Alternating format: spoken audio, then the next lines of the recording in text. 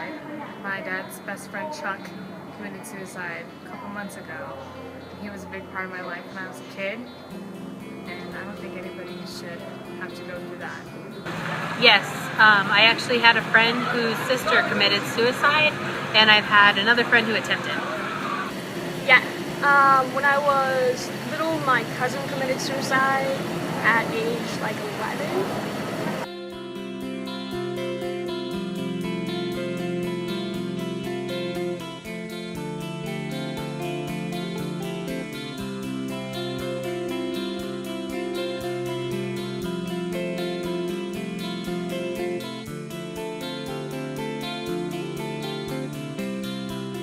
A lot of resources for kids who are feeling these ways. There's hotlines, they can go to therapists, stuff like that. I don't know if they're all helpful or how helpful they are, but I think that there's a lot of different ways to go about it. Support teams are pretty. There's a lot. Like they give you a hotline of things when you go into high school, of like what you can call to just be listened to and talk to somebody.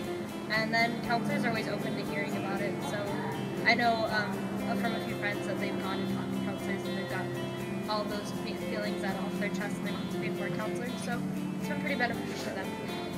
A lot of resources available. In terms of maybe LGBTQ specific, there are hundreds of online hotlines, online help.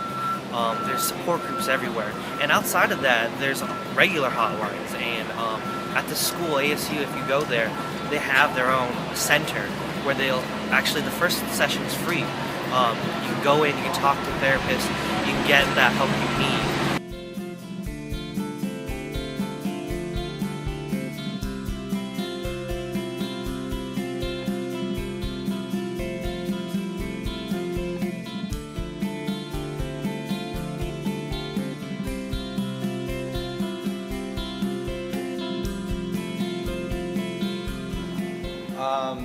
I don't think that there's one cause per se. I mean, I think it's just an abundance of things that could be happening in a person's life, whether it be family life or trouble on campus socially. I mean, there are a lot of aspects that build, I think, to have someone to get to that point or have those thoughts or feelings. Society.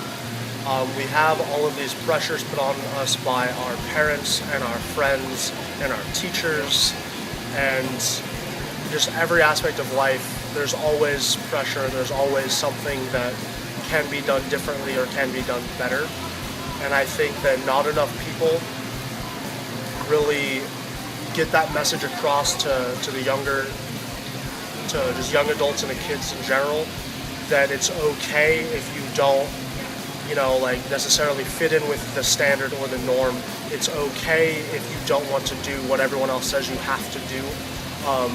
People need to be more accepting and more open-minded, and they need to be able to look at things from multiple viewpoints. And I think a lot of people struggle with that, and because of that, there's all of these barriers and these things that are preventing people from being who they really want to be. And it puts them in situations that aren't proper for them, and then all of this builds up over time in this culmination of just negative energy and negative thoughts and behaviors and ideas, and then one of those side effects can be suicide.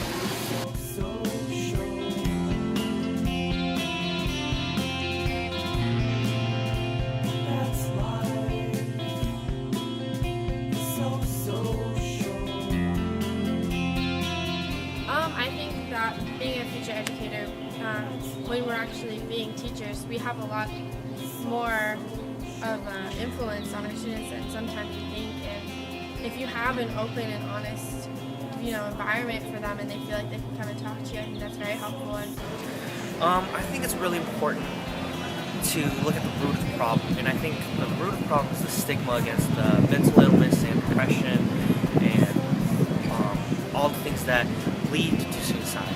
I think we need to be able to create an open environment, a welcoming environment, where students who have any of these ideations can talk about it and work through their problems before it gets worse. I think we look upon mental illness as something that you can just get over, and I think we need to start realizing that it's an actual chemical problem in a lot of students, and until that gets addressed, we can't actually start helping these students.